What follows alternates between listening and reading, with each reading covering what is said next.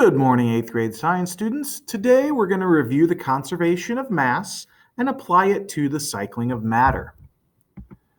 To review, the law of conservation of mass says that matter cannot be created or destroyed, but it can change different forms. And this means, in simpler terms, that atoms get broken apart and they get put back together in different ways. And if you think about that a little bit, the atoms can get put together in different ways, but we can't make more of them and we can't use them up.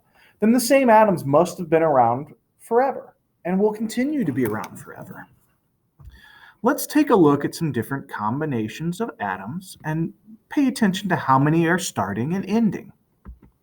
Here in this example, we've got two oxygen atoms. They are separate from each other. They can be combined into an oxygen molecule.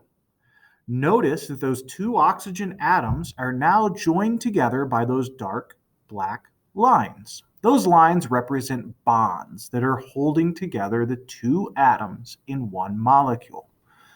If you look on the left, there's two oxygen atoms separate from each other. You look on the right, we still have two oxygen atoms, but now they're combined together into one molecule. This same thing happens with hydrogen. Hydrogen atoms can be separate, individual, and on their own, like you see on the left, or they can be joined together into a hydrogen molecule. Notice on the left, we have two hydrogen atoms, and on the right, we still have two hydrogen atoms, but now they're joined together by one bond to create a hydrogen molecule. This would be hydrogen gas. Here in the example of water, water can be created by taking two parts of hydrogen, in this example, two hydrogen molecules, for every one part of oxygen or one oxygen molecule. Notice that the hydrogen molecules are joined together by bonds, as well as that oxygen molecules joined together by bonds. Those oxygen atoms are joined and grouped together. Those hydrogen atoms are joined and grouped together, but they can be broken apart, rearranged, and turned into two water molecules. If you count them up, there's two oxygen atoms on the left side of the equal sign, as well as two oxygen atoms on the right-hand side of the equal sign. You have four hydrogen atoms on the left-hand side and four hydrogen atoms on the right-hand side. What's actually happening is that these molecules are breaking their bonds, and this is going to take some energy to break their bonds. The bonds have stored energy. Sometimes those bonds get broken, the atoms start to move freely around again, and then they recombine in different ways. Here you can see that the bonds in our hydrogen molecules have been broken to free up those hydrogen atoms. The bonds in oxygen have been broken to free up those oxygen atoms, and now they recombine and join together in different ways. Water's a pretty simple one. It's only got two hydrogen atoms and one oxygen atom. But you've seen this same idea in some more complex situations. If you think back to photosynthesis, plants take water, carbon dioxide, and energy from sunlight to build a new molecule called glucose. They have to start out with 6 water molecules and 6 carbon dioxide molecules. And if you count all of those up, you'll see that there's 6 oxygen atoms in the water molecules and 12 oxygen atoms in the carbon dioxide molecules for 18 total oxygen atoms. The hydrogen atoms from water have 12 of them, and there are 6 carbon atoms in the carbon dioxide molecules. So total, we have 12 hydrogen atoms, 6 carbon atoms, and 18 oxygen atoms. In the chloroplast, photosynthesis occurs, and plants use energy from sun to break the bonds in these molecules. That frees up all of the different atoms. Those free atoms get recombined. they group back together in different ways.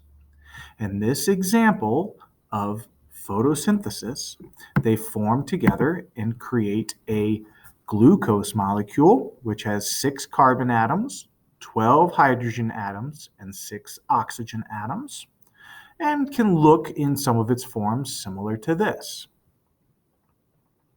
You also get at the end 12 oxygen atoms, and 12 oxygen atoms that are joined together in 6 molecules. You can see that there's still 12 oxygens, but they've joined together in oxygen molecules now. And if you count everything up total, we still have 6 carbon atoms that we started with. We still have 12 hydrogen atoms that we started with. And we still have 18 oxygen atoms. We didn't lose any atoms. They're all still there. They just changed form.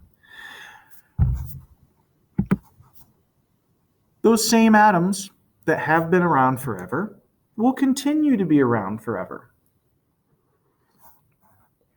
If you think about something like carbon, carbon is an atom that is very, very, very common in our world, on Earth, in our bodies, and our everyday life. It makes up a large, large part of our bodies. Carbon molecules are found in large, large sections, building blocks, materials of our bodies.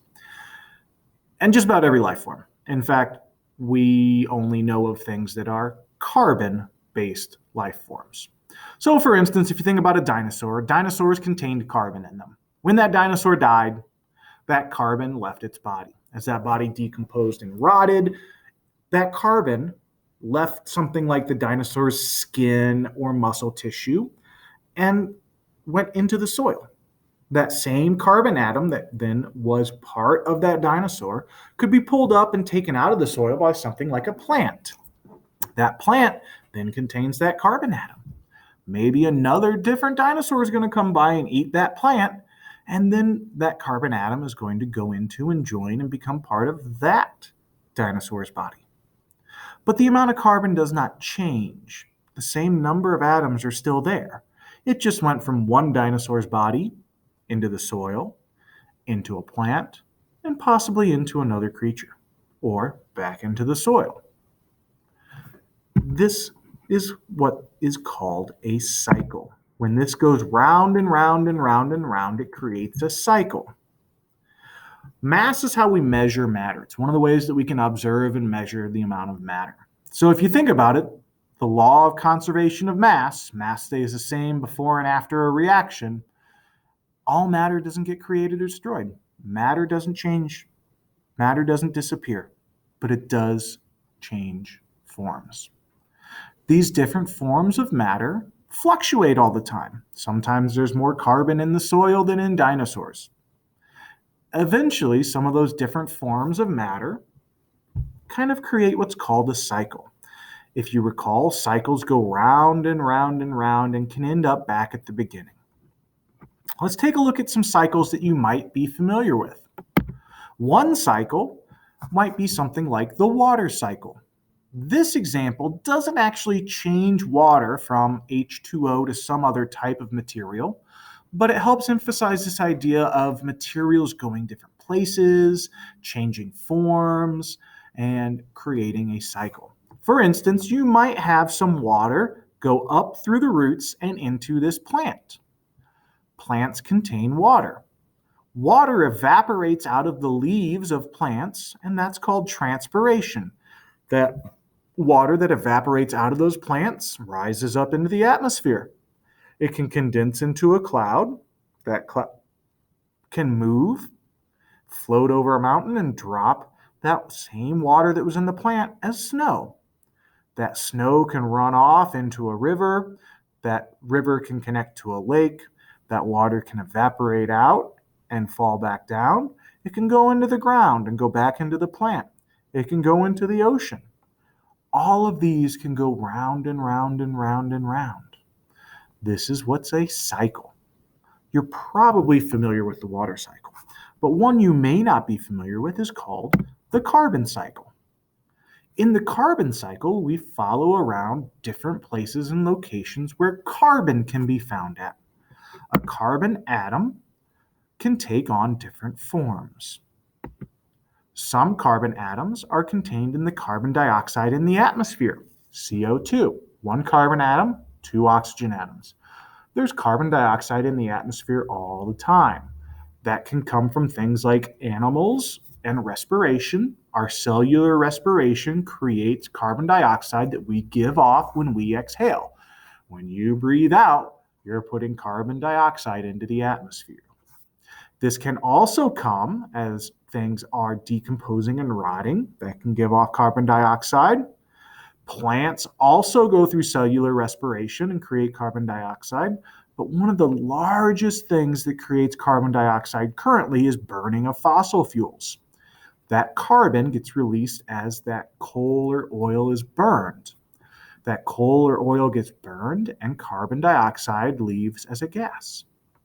Carbon dioxide from the atmosphere goes into plants during photosynthesis. If you remember looking back at that example we used of photosynthesis, it takes 6 carbon dioxide atoms for a plant to make some glucose, some energy. So those plants are doing that all the time. They're taking carbon dioxide out of the atmosphere, putting them into plants.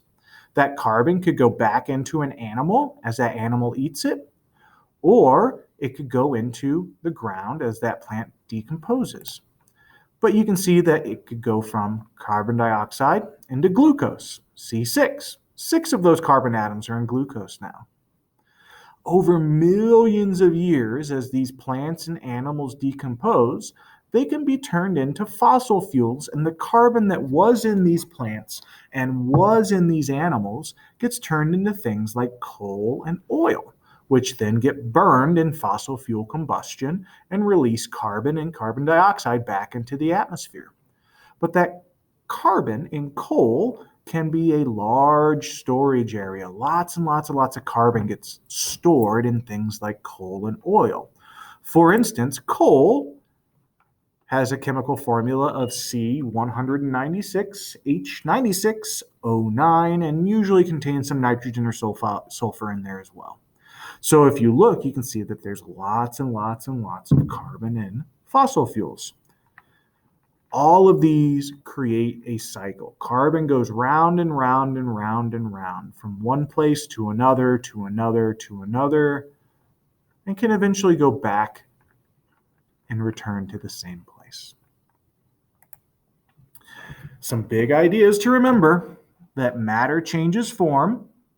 When that happens, we call it a chemical reaction, and those either give off or absorb energy. Some chemical reactions need more energy to occur than they give off. These are called endothermic. They absorb energy, they take in energy. Some chemical reactions have more energy stored in their bonds than it takes to break the bonds, and they give off energy, what we call exothermic. You'll get a chance to learn a little bit more about these later today. Big ideas to remember: matter cannot be created or destroyed, but does change form.